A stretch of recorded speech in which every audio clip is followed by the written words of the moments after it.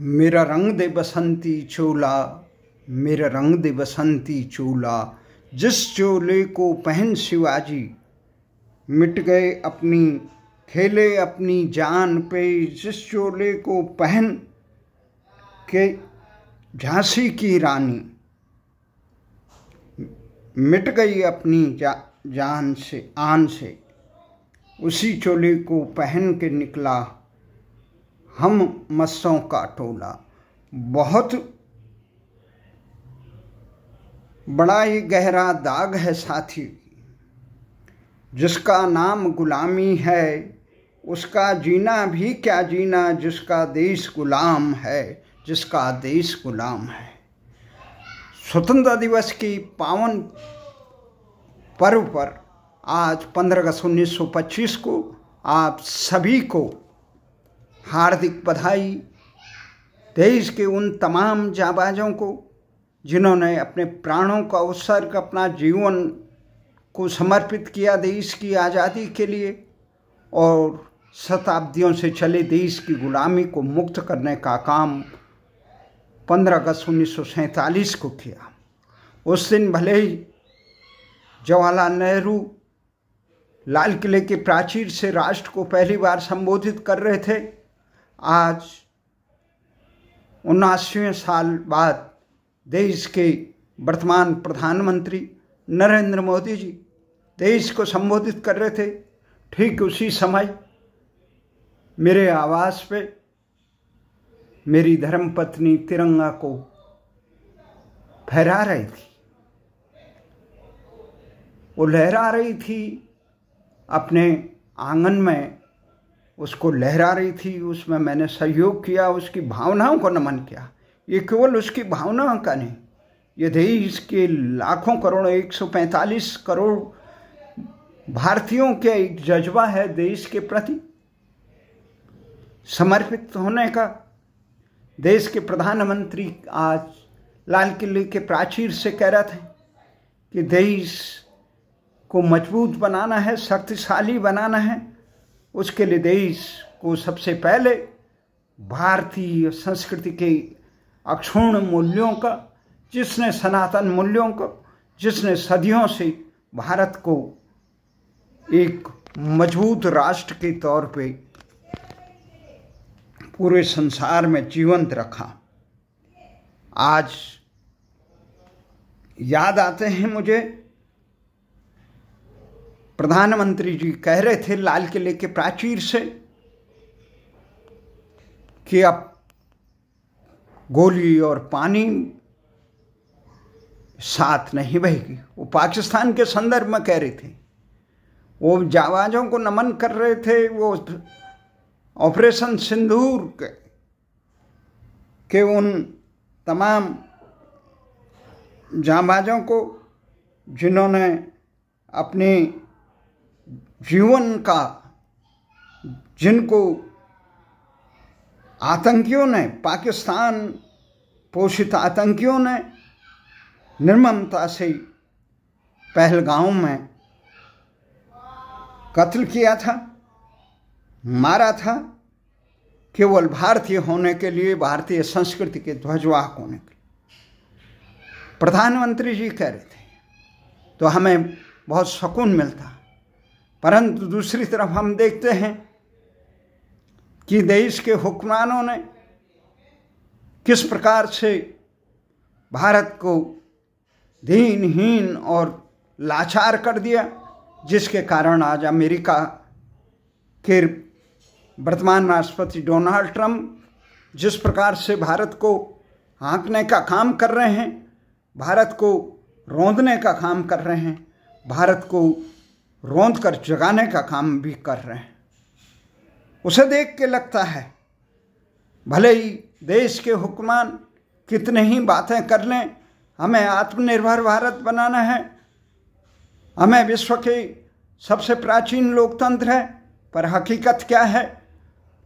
79वें साल बाद भी आज भी भारत का अपना नाम नहीं है, वही फिरंगी नाम है।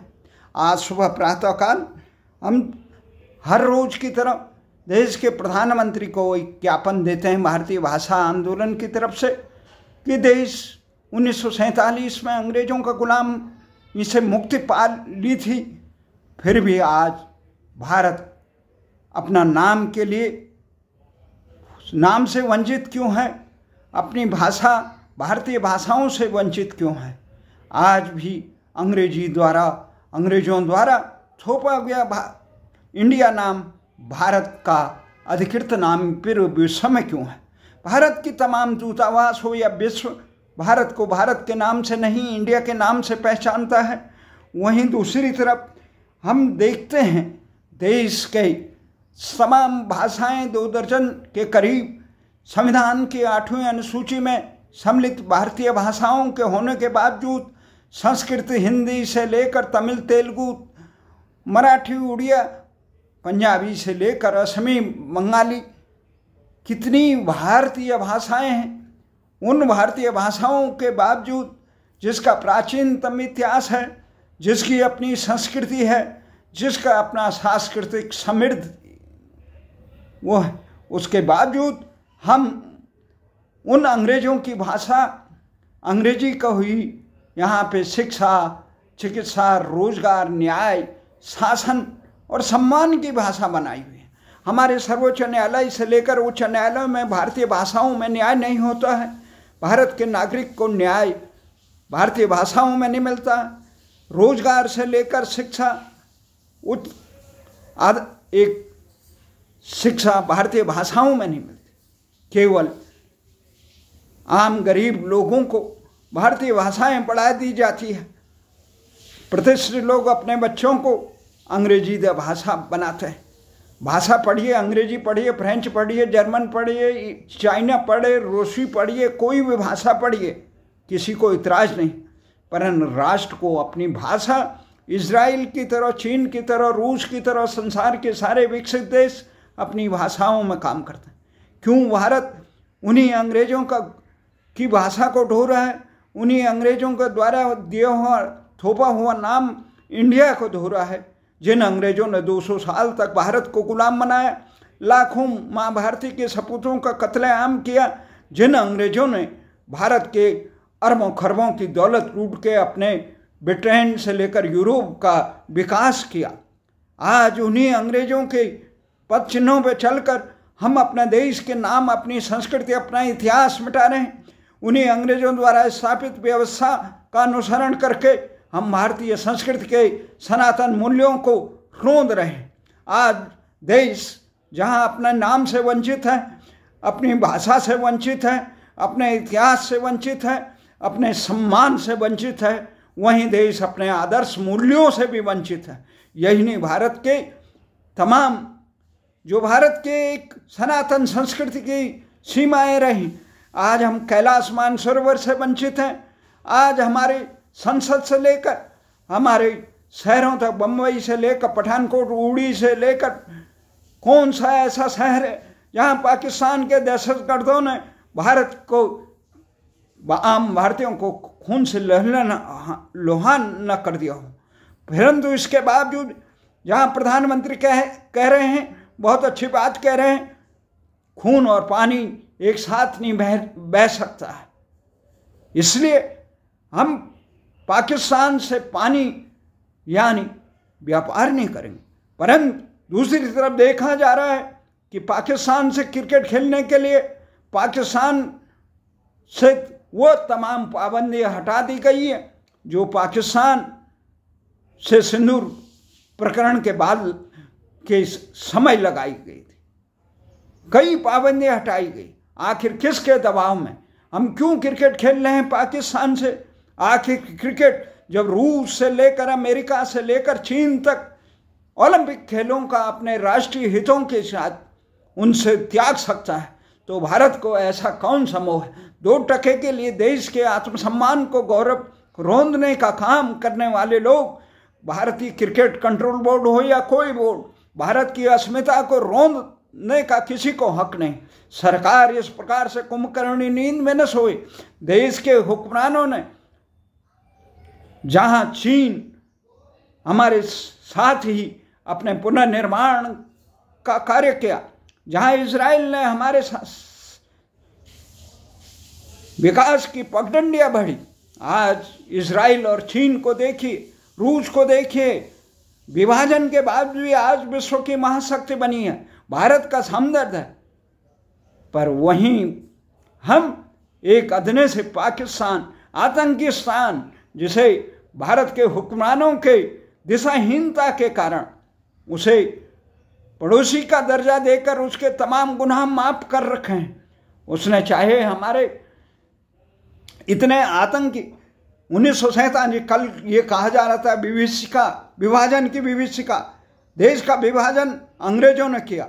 उन्होंने संसार में जितने वो अपने उपनिवेश से, अफ्रीका से लेकर सूर्य संसार में उनका विभाजन किया।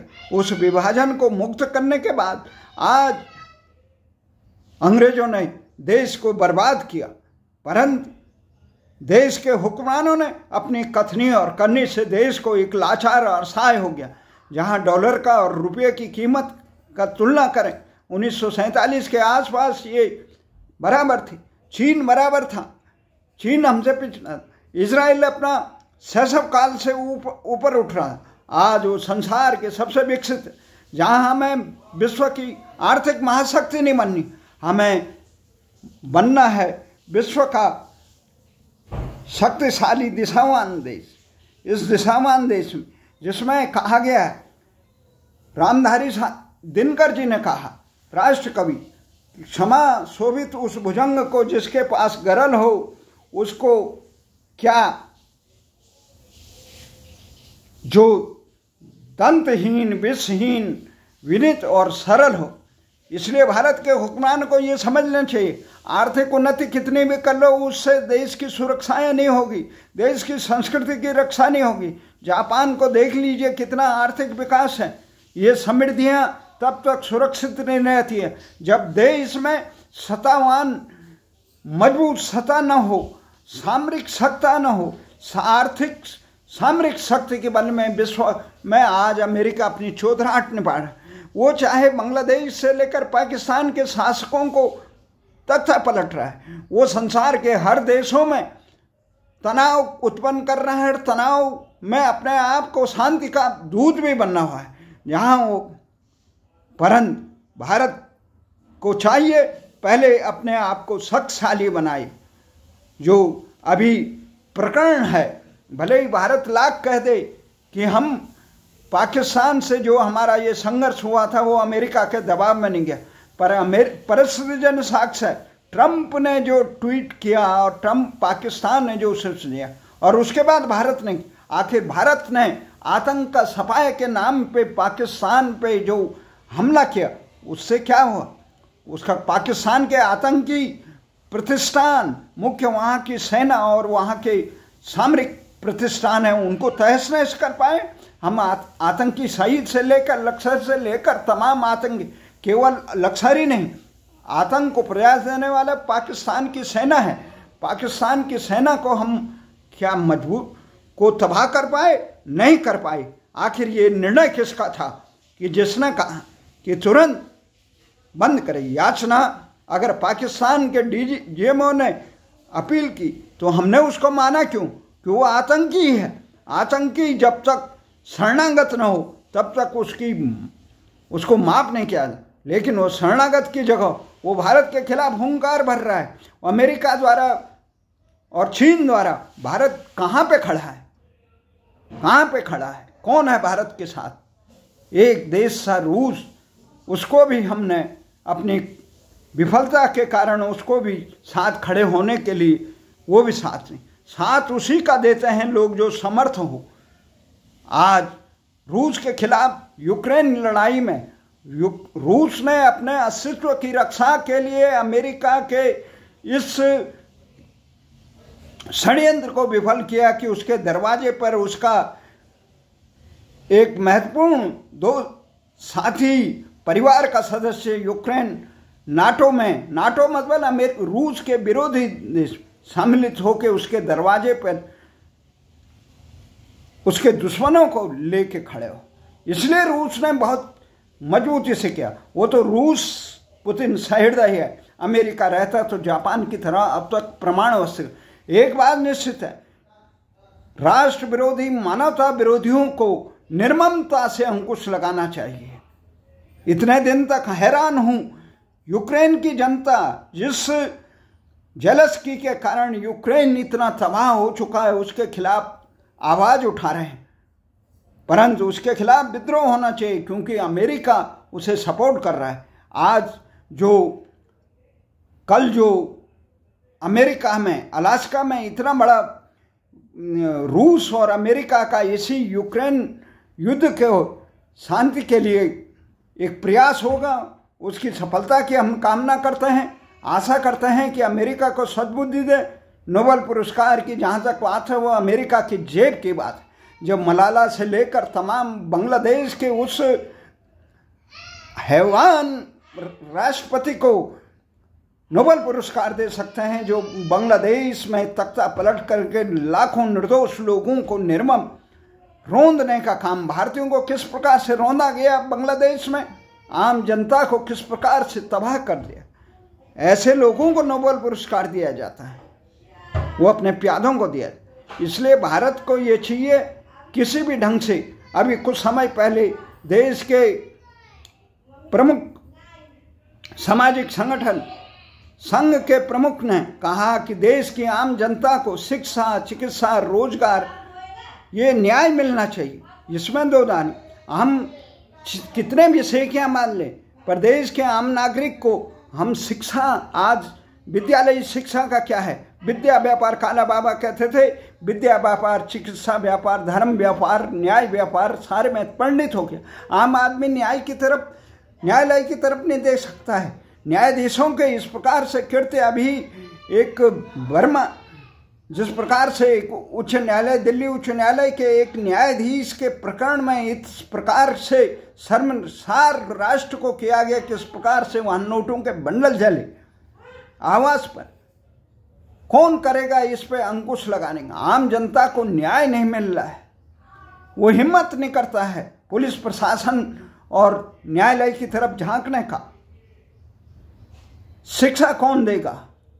जब छोटे छोटे देश लीबिया में कर्नल गद्दाफी जैसे तानाशाह अपने राष्ट्र की जनता को शिक्षा, चिकित्सा, प्राकृतिक संसाधनों का लाभांश आम जनता को दे सकता है, देश को उन्नत कर सकता है, वहां मानव निर्मित नदी बना सकता है।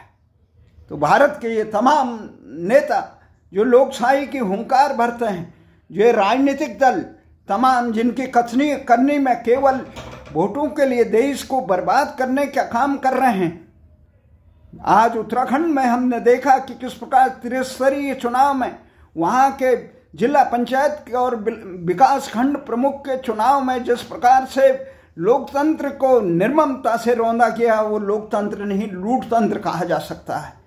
दूसरी तरफ बिहार में चुनाव के नाम पे जिस प्रकार से चुनाव आयोग सर्वोच्च न्यायालय को दखल देना पड़ा, वो शर्मसार की बात है।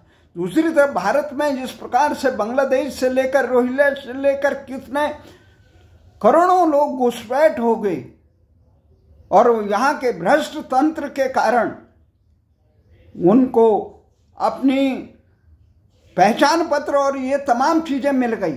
कौन देश को बचाएगा जो भारतीय संस्कृति के खिलाफ है? ये निर्ममता से जब अमेरिका के राष्ट्रपति घुसपैठियों को हथकड़ी लगाकर उनके देशों में छोड़ सकते हैं तो भारत क्यों नहीं छोड़ सकता है?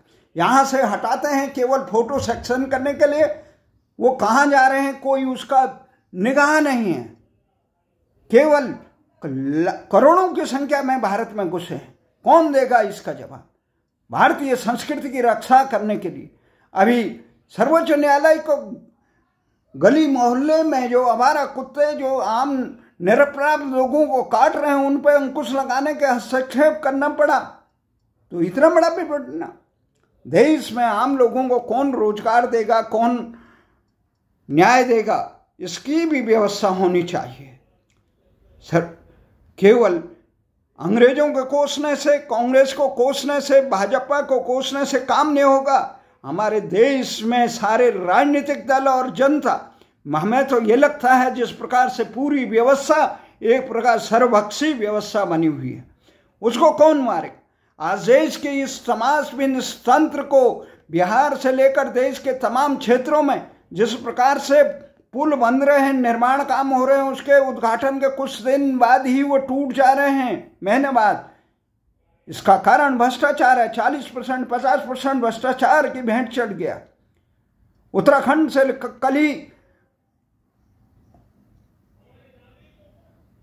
जम्मू कश्मीर में जिस प्रकार से बादल फट रहे हैं, हिमाचल में फट रहे हैं, उत्तराखंड में फट रहे हैं, उससे साफ होता है कि देश के हुक्मरानों की ये विकास के नाम पर विनाश की परियोजनाएं जो हिमालय क्षेत्रों में बन रही है, विशालकाय बांध बन रहे हैं, जो विकास के नाम पर तहस नहस किया जा रहा है, उनके मानकों समितियों द्वारा तय मानकों का उल्लंघन सरकार के संरक्षण के नाक के नीचे हो रहा है। वहाँ शहरों का बसावट ऐसी जगह पे, और अभी धरारली में जो प्रकरण हुआ उससे साफ हो गया कि किस प्रकार से वहाँ पे बसावट को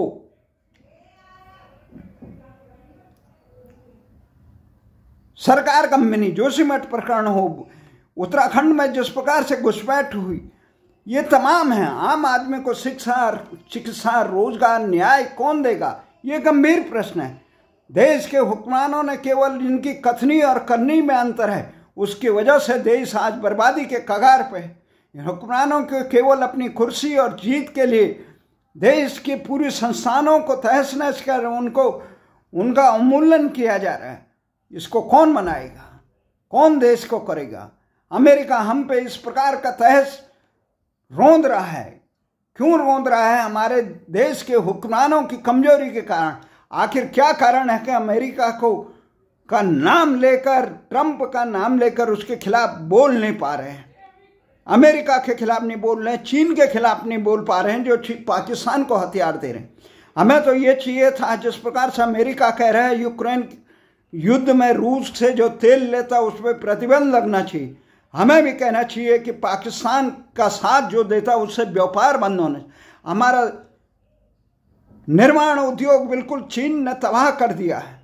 देश के हुक्मरानों की उदासीनता के कारण, केवल सत्ता लोलुपता के कारण, इससे इसमें केवल एक काम चल रहा है, ये चुनाव जीतने के बाद अगले चुनाव जीतने का, सत्ता की बंदर बांट का, और ऐसे निकम्मे निर्लज लोगों को सत्ता में आसीन किया जाता है, लोकतंत्र के नाम पे थोपा जाता है, जाति के नाम पे, क्षेत्र के नाम पे, भाषा के नाम पे, संप्रदाय के नाम पे।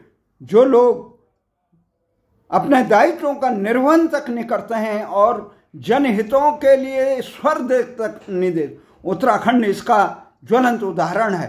किस प्रकार से वहाँ की आम जनता का जनहितों का रोंदा जा रहा है, उसके प्रति वहाँ की जनता 25 साल हो गई किसी को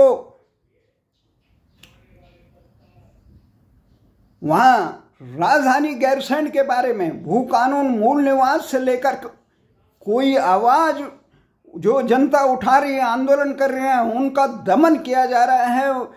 और किस प्रकार से न्याय की स्थिति है। अंकिता भंडारी प्रकरण, यही देश में मुजफ्फरनगर कांड हो या नजफगढ़ की दामनी का प्रकरण हो, ये देश की न्यायपालिका की हकीकत को बयान करती।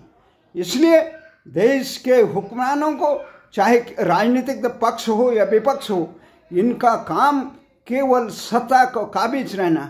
देश के लिए कौन सोचेगा? चीन और रूस और अमेरिका और इजराइल जहां अपने देश को आगे बढ़ा रहे हैं, मजबूत कर रहे हैं, वहाँ भारत में केवल कुर्सी के लिए देश को जातिवाद, क्षेत्रवाद, संप्रदायवाद की धारणा। 1947 के बाद हम उस विभीषिका को, भले ही विभीषिका दिवस 14 मार्च को, हम 14 अगस्त को मनाते हैं हर साल, परंतु हमने उससे क्या सबक लिया? हमने वो परिस्थितियां, उन कारकों पर आज भी प्रतिबंध नहीं लगाए जिस कारण 1947 का विभाजन हुआ। यह अंध तुष्टीकरण कुर्सी के लिए अंग्रेजों ने कर दिया था विभाजन, क्योंकि उनके पास सत्ता थी, वो किसी को भी दे सकते हैं। इसी प्रकार जिस प्रकार का बजट विकास खंड अधिकारी लैप्स होने के समय किसी भी अपने प्यादे को दे देता है, उसी प्रकार के प्यादे निर्मित कर दिए जाते हैं, बनाए जाते हैं। तो ये सारा प्रकरण, इनको छोड़कर हमें राष्ट्र के प्रति, हमारे दल रहे न रहें, दल तो कल नहीं थे, कल नहीं रहेंगे, परंतु राष्ट्र को मजबूत रहना। व्यक्ति की मजबूती कोई महत्वहीन है। अगर राष्ट्र मजबूत रहेगा तो मानवता मजबूत रहेगी।